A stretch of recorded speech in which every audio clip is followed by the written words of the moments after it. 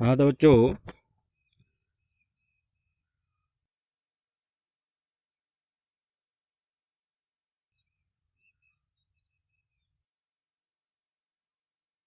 जो digital classes चल रहा है उस क्लासेस में आज हम लोग सामाजिक विज्ञान के बारे में पढ़ेंगे। यानी सामाजिक विज्ञान की एक भाग को पढ़ेंगे। सामाजिक विज्ञान को तीन भागों में बांटा गया है। सामाजिक विज्ञान को तीन भागों में बांटा गया है। पहले वाले भाग यानी जो एक भाग होता है वह हिस्ट्री में बांटा होता है। दूसरा भाग ज्योग्राफी में बांटा होता है और तीसरा बुक जो होता है वह नागरिक शास्त्र होता है। तो हम लोग आज नागरिक शास्त्र यानी सिविक्स के बारे में पढ़ेंगे, जो आगे चल के यही पॉलिटिकल साइंस कहलाता है। तो इस नागरिक शास्त्र के इकाई 3 के 25 जो लेसन है, लेसन का नाम है प्रजातंत्र एक समझ।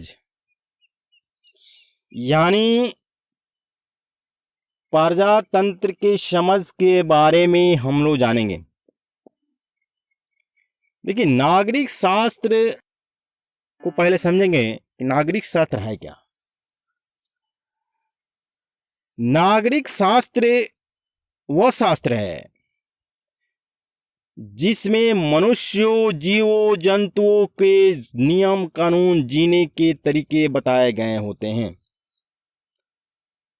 यानी मनुष्यों की सारे नियम कानून कायदे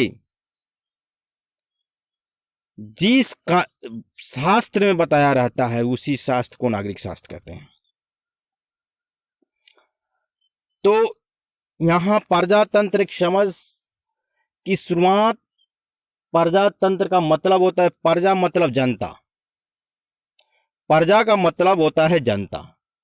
यानी जो जनता है वही प्रजा है और उसके सारे नियम कानून सिस्टम जो होते हैं सभी वहां के नागरिकों को मिलकर के एक तंत्र का निर्माण किया जाता है, उसी को प्रजातंत्र कहा जाता है। तो इसकी शुरुआत एक हम छोटी सी कहानी से करेंगे, जो इसमें दिया भी है कि राजा एवं सुंदर दो व्यक्ति थे जो एक ही गांव में रहते थे। तो ये एक ही गांव में रहते थे। राजा जो था वो गरीब परिवार से बिलोंग करता था, गरीब परिवार से था, गरीब था, और सुंदर जो था वो धनी था। तो सुंदर अपने धन बल के कारण राजा के एक छोटे खेत के टुकड़े को हथियाना चाहता था, यानी उसको लेना चाहता था, क्योंकि उसके बड़े खेत के बगल में राजा के छोटा खेत का एक टुकड़ा है, उसको उसमें मिलाना चाहता था। कई बार राजा से मांगा, राजा ने बोला कि हम खेत के टुकड़े नहीं देंगे। तो ये धन और बल दोनों प्रयोग करने की कोशिश की। एक बार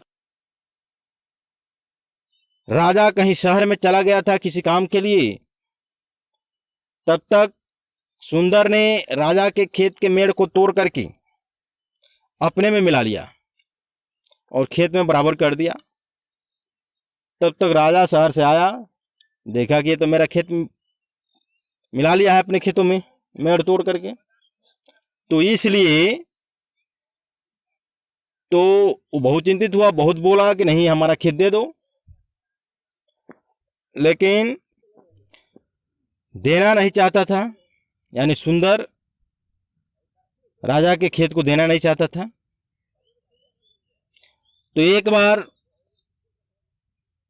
राजा ने पंचायत में मीटिंग बुलाई, यानी पंचायत की बैठक हुई।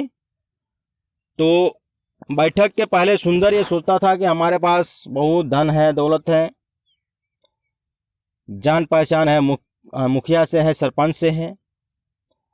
तो उन्होंने कहा कि ऐसे सोच करके हम तो खरीद लेंगे, ले लेंगे, पंचायत के सारे प्रतिनिधि को समझा देंगे और फिर इसका खेत हम ले लेंगे। जब पंचायत का मीटिंग हुआ, बैठक हुई, तो उसमें सारे बाती को रखा गया। दोनों पक्षों से, यानी सुंदर भी अपना पक्ष रखा और राजा भी अपना पक्ष रखा। तो राजा का खेत तो था ही, तो पूरे पंचायत के प्रतिनिधियों ने, यानी पंचायत समिति ने सुंदर के खेत को देने का अनाउंस किया। यानी बोला गया कि सुंदर, तुम राजा के खेत को लौटाओ। राजा के खेत है, राजा के खेत ही रहेगा, तुम उसका खेत ले नहीं सकते हो।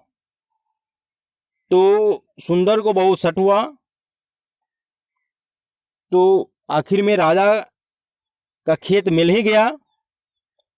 तो इसे ही प्रजातंत्र कहते हैं, क्योंकि पंचायत ने कहा कि प्रजातंत्र में सभी नागरिकों का समान अधिकार होता है। तो ये प्रजातंत्र है, और प्रजातंत्र में कोई भी व्यक्ति किसी भी व्यक्ति को धन, जन, संपत्ति कोई भी ले नहीं सकता है बिना उसकी इजाजत से। तो इस तरह से राजा गरीब होते हुए भी एक धनवान व्यक्ति से अपने जमीन को ले लिया, पंचायत समिति के द्वारा। पंचायतों में मीटिंग बुला करके, बैठक बुला करके वो ले लिया। तो इससे साबित होता है कि प्रजातंत्र सबको समान अधिकार देता है ना। इसलिए हम अगले टॉपिक पर जाएंगे, प्रशासन के विभिन्न स्वरूप। तो देखिए, प्रशासन यानी जो शासन करता है, तो इसके विभिन्न रूप हैं। तो प्रथम रूप है राजतंत्र। देखिए, शब्द से ही हम जानेंगे कि राजतंत्र क्या है। राज माने राजा, यानी जो तंत्र है, यानी जो वहां उस देश की जो नागरिक है, तो उस देश के नागरिक पर पूरा नियंत्रण राजा का होता है, उसे राजतंत्र कहते हैं। यानी जितने भी नियम कानून हैं, सब मानी राजा ही राज करता है, यानी राजा ही नियम कानून को लागू करता है, और राजा पर ही नियम कानून नहीं लागू होता है, बाकी सब पर लागू होता है। तो वो राजतंत्र कहलाता है। राजतंत्र एक व्यक्तियों के हाथ में विशेष रूप से शासन व्यवस्था होती है। इस तरह से जो राजतंत्र होता है वह आनुवंशिक होता है। यानी जो राजतंत्र में जो बनाया गया है व्यवस्था को, उसमें अगर राजा मर जाता है तो राजा के बड़ा लड़का ही फिर राजा होगा। यानी दूसरे व्यक्ति को, यानी उस देश की, जिस देश में राजतंत्र होता है, उस देश की किसी भी नागरिक को राजा बनने की इजाजत दूसरे को नहीं होता है। यानी राजा के बेटा ही क्या बनेगा? राजा बनेगा। बड़ा बेटा होता है, उसी का पहला अधिकार होता है, और वही फिर राजा बनेगा। फिर वो मरेगा, फिर उसका बेटा होगा बड़ा वाला, फिर वो राजा बनेगा। यानी कि जो शासन व्यवस्था होती है वह आनुवंशिक हो जाती है, तानाशाह हो जाती है। यानी इस तरह की व्यवस्था जो होता है वह देश हित में नहीं होता है। क्योंकि राजा है, अपने मन से जो चाहेगा वो करेगा। जिस पब्लिक पर अगर दुराचार करना चाहता है वो करेगा, है ना। इस तरह से देखो, Bhutan, Denmark, Netherlands, Malaysia, Kuwait, Norway, Spain और जापान में संवैधानिक राजतंत्र है, वहां पर राजतंत्र है। एक शब्द आता है। एक आदित्य ने अपने प्रकृति बहन से पूछता है कि दीदी अभिजात तंत्र क्या होता है। अभिजात तंत्र, देखिए अभिजात तंत्र कहें या राजतंत्र कहें, दोनों बराबर ही हैं, है ना।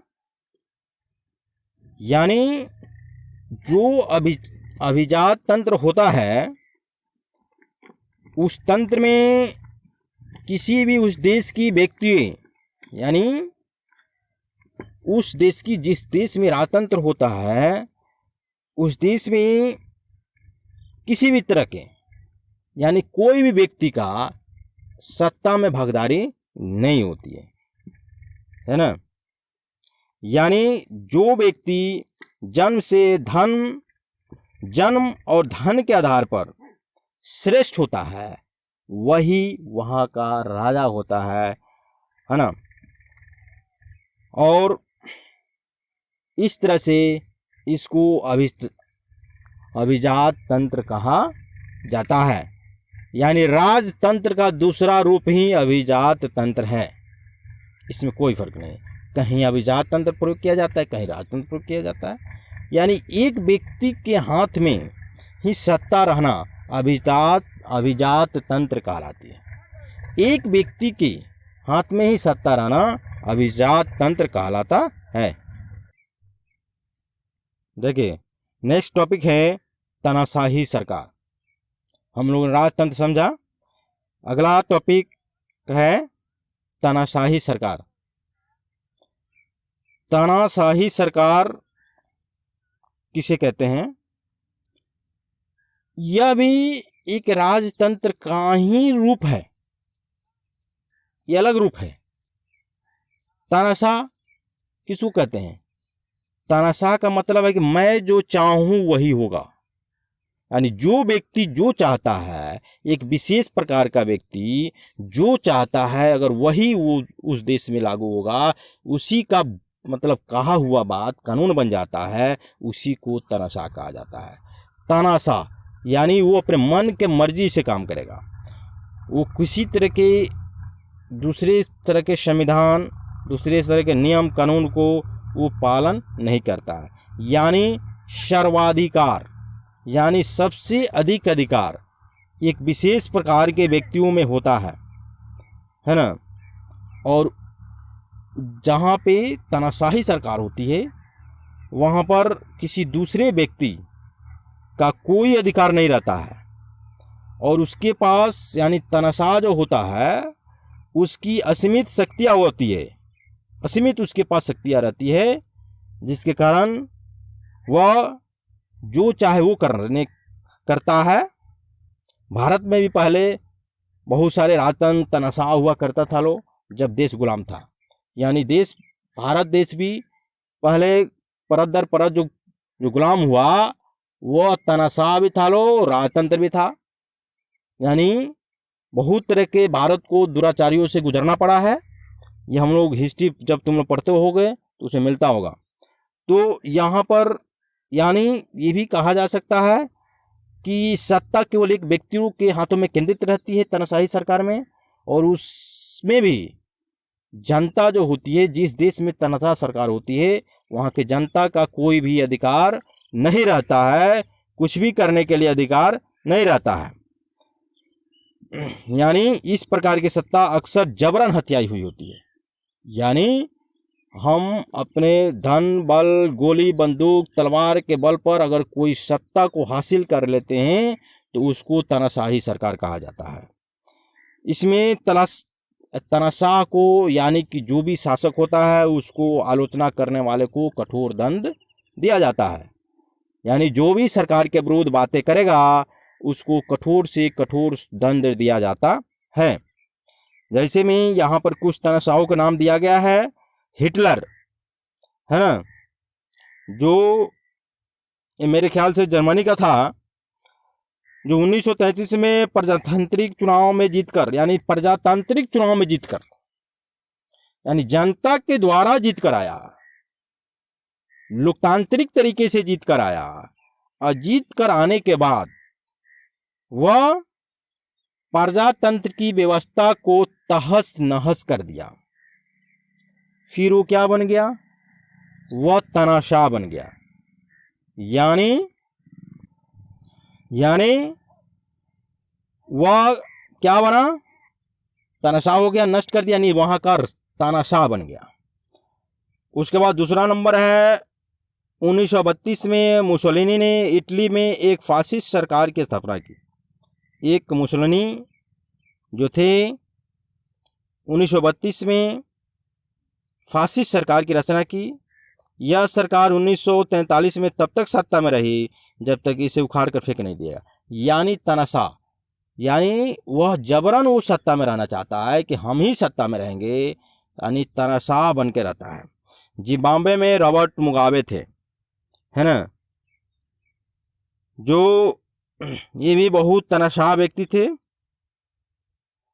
और इतना शासक थे, इतना तानाशाह था कि 14 नवंबर 2017 को 14 नवंबर 2017 को जिम्बाब्वे के सुरक्षा बलों द्वारा, यानी जो वहाँ के सैनिक थे, वहाँ के जो सैनिक थे, वो जबरन रॉबर्ट मुगाबे को जिम्बाब्वे से उसके पद से मुक्त किया, जबरन हटाया गया। तो इस तरह से इसको तानाशाही सरकार कहते हैं। ये हम लोग का नागरिक शास्त्र का फर्स्ट डे है, यानी डे फर्स्ट है। तो इसमें प्रश्न लिखेंगे हम लोग कि राजतंत्र किसे कहते हैं। प्रश्न है, राजतंत्र किसे कहते हैं, पहला प्रश्न। दूसरा प्रश्न है कि तानाशाह सरकार किस तरह से काम करती है। तानाशाही सरकार किस तरह से काम करती है। ठीक है, फिर हम लोग अगले क्लास में देखेंगे। धन्यवाद।